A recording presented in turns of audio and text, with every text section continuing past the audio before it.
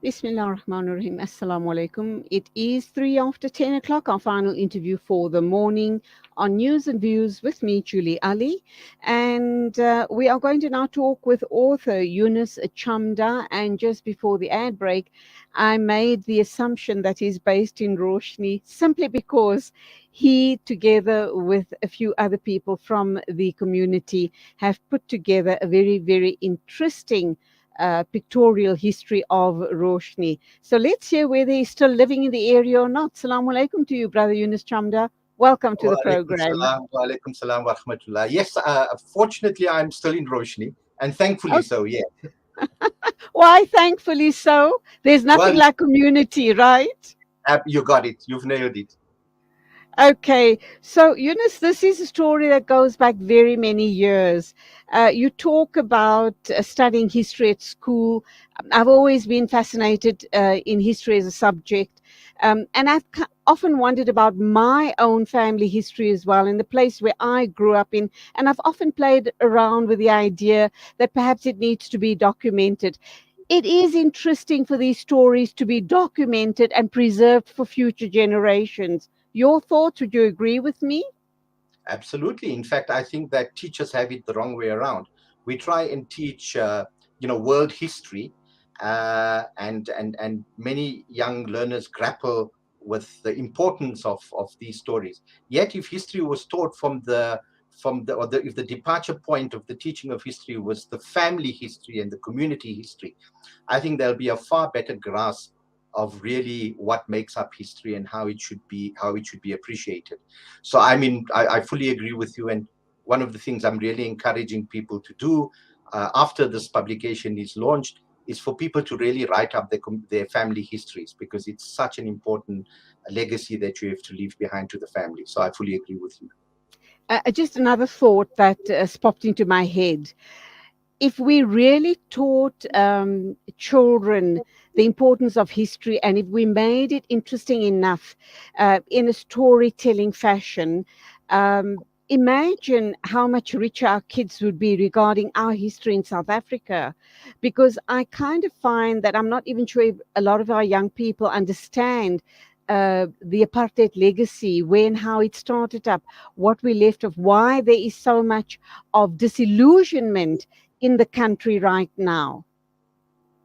Oh yes, and the way to really make that real is that if you're able to track the community history and you match that against the timeline of the developments and the political developments of the country, you will appreciate the struggles of the community and what it has taken to get to this point, the enormous sacrifices that were made, and I think that uh, everything that's going wrong now, you would have a context in which to tell yourself that surely we can't allow this to happen, not after so many years of struggle and sacrifice.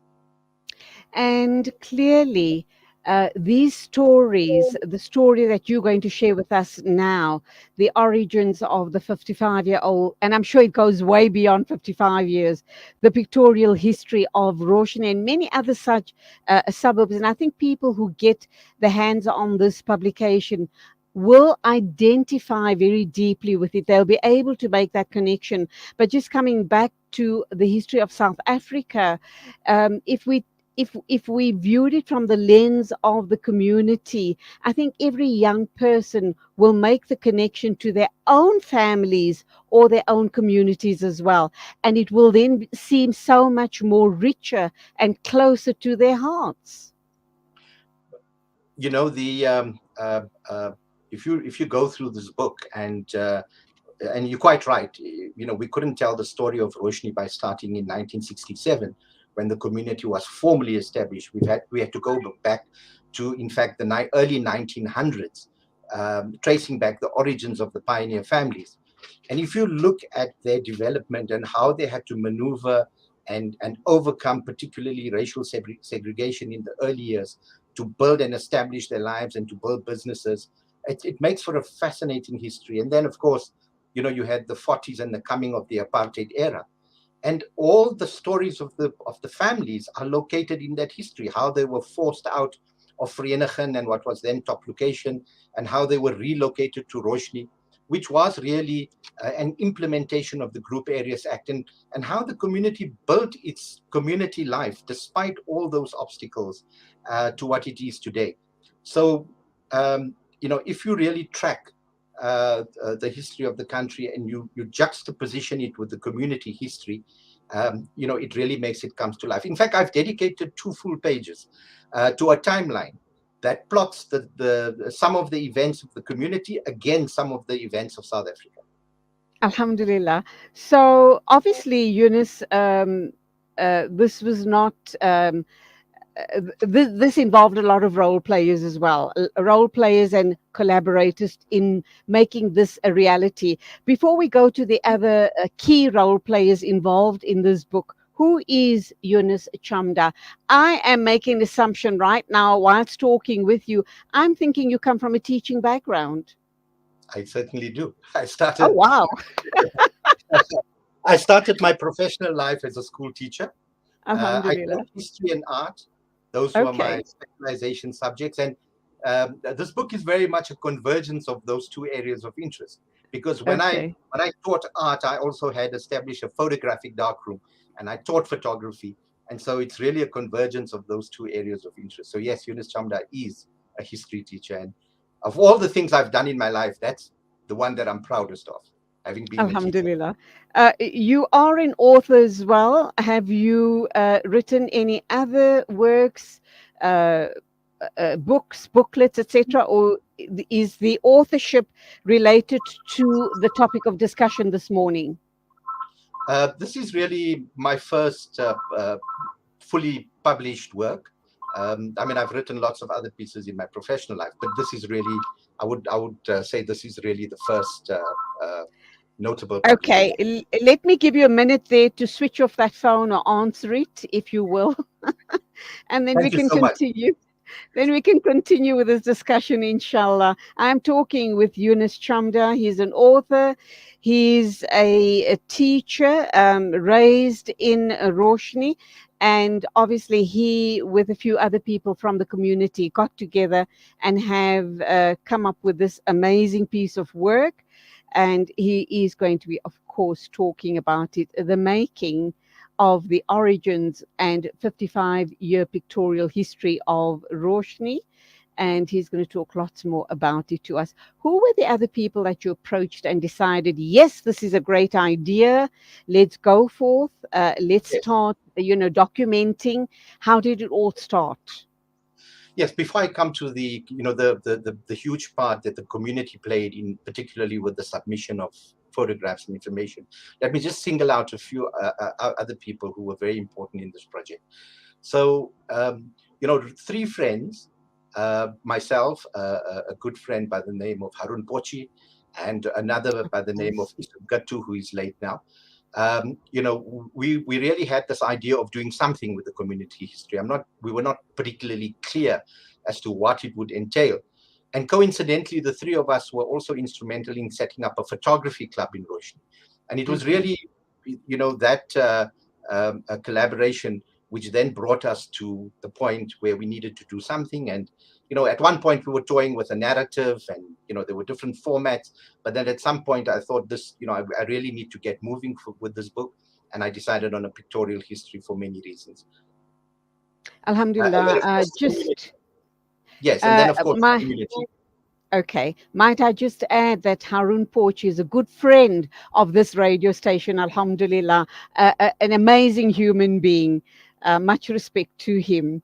Uh, I'm wondering about, we know that over the years we've had lots of immigrant Indian, Pakistani, Bangladeshi families that have come to settle in South Africa, and they have settled in all the small dorpies, Roshni being one of those as well. How has it changed the landscape of the small towns in and around South Africa?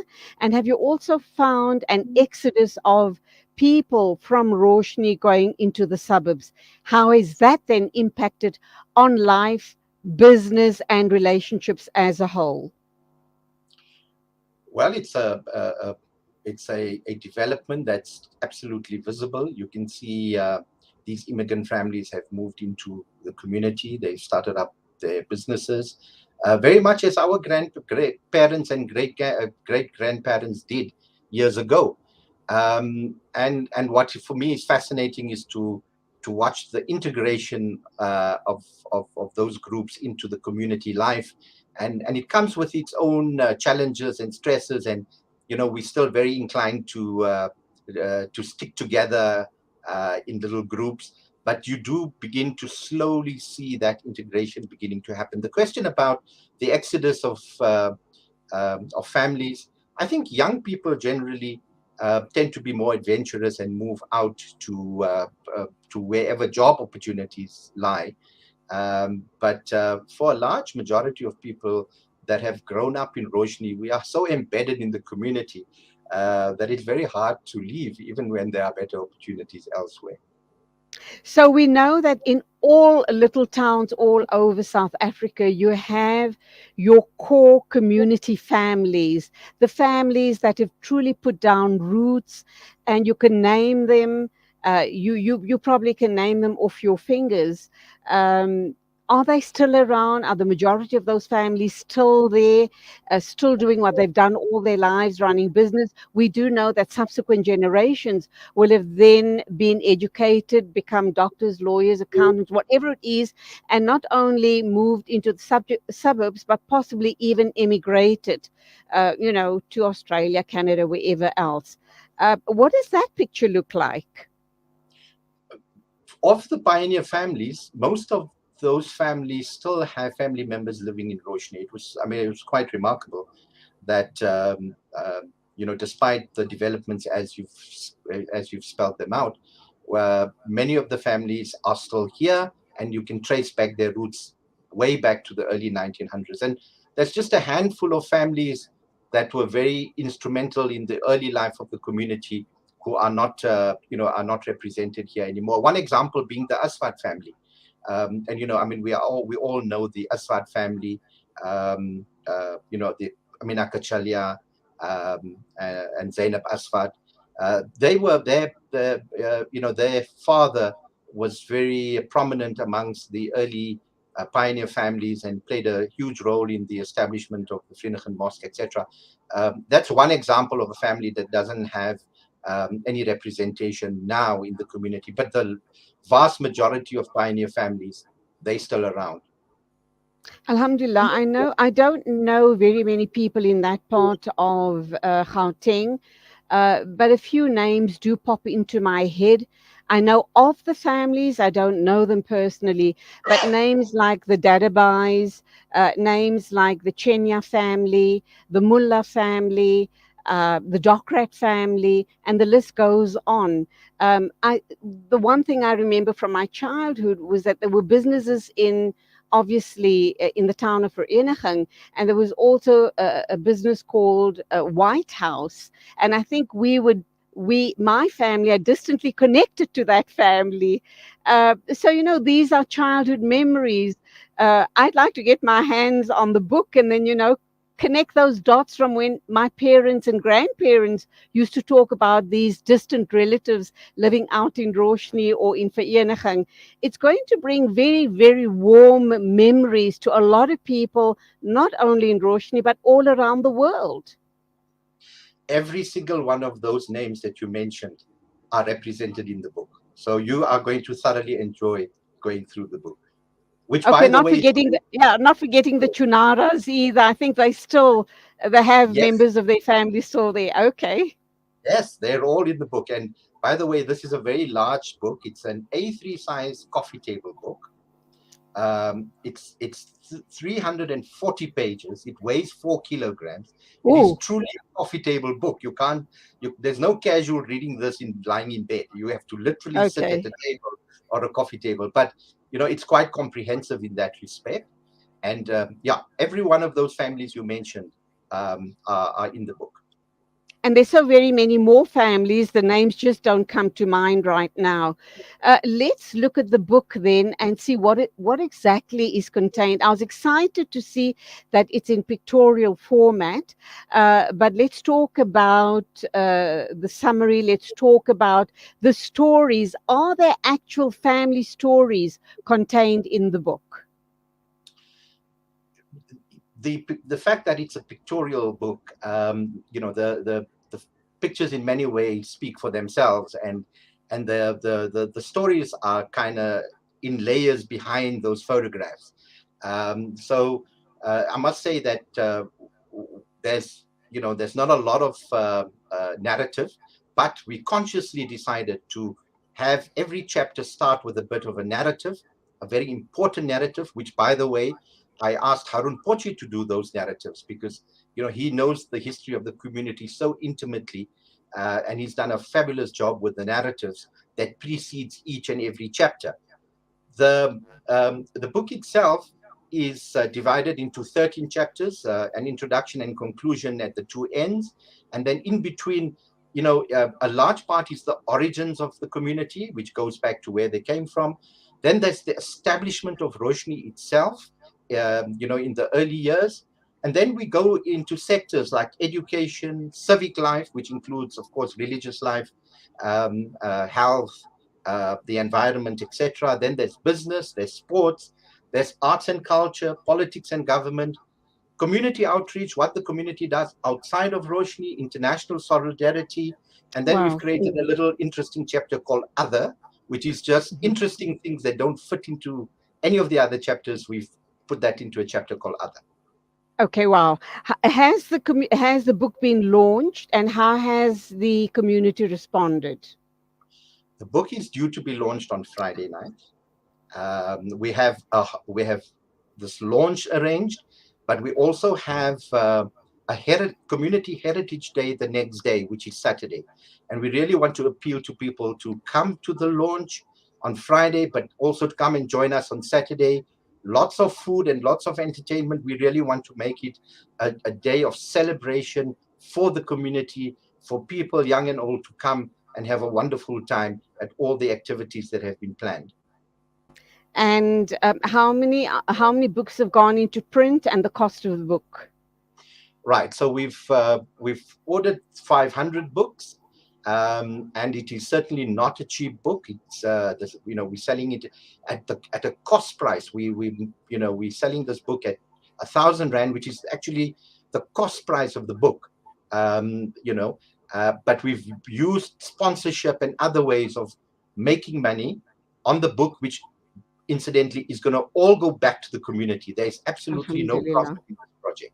This is totally a non-profit project. Wonderful.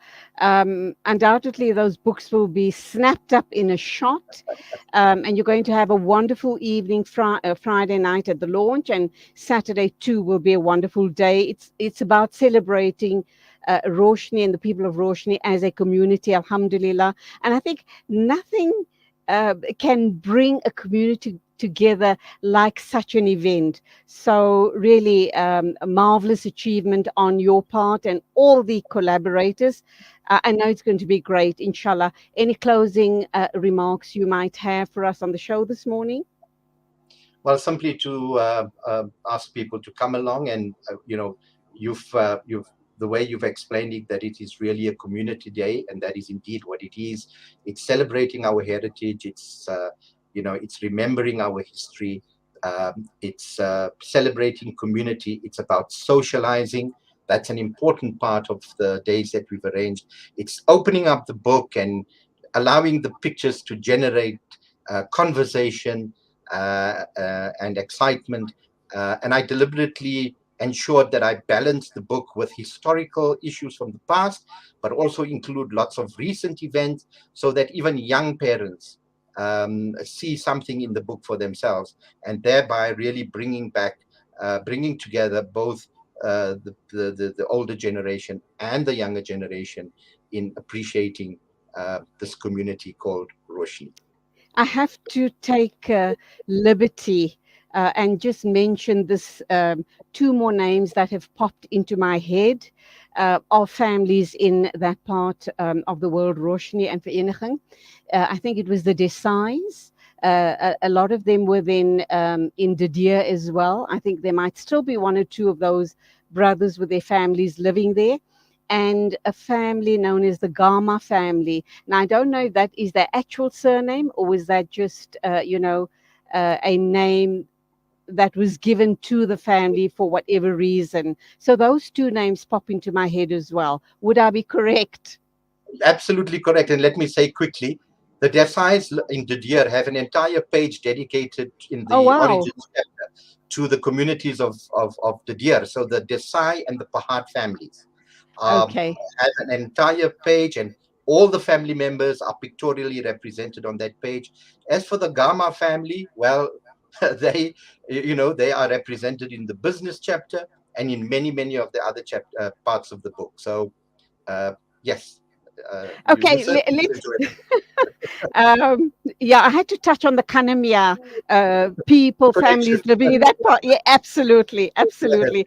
Let me just ask you this one question, which I've omitted to ask early on in the interview. What about the families? And there were lots of Muslim families in the outlying areas, like Everton, etc.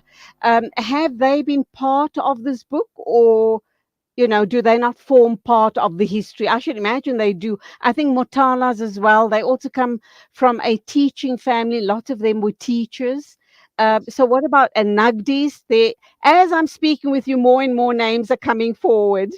Yes. So the origins chapter, so predominantly the community originates from those that were living in Vereniging, and then top location being the Asiatic Bazaar.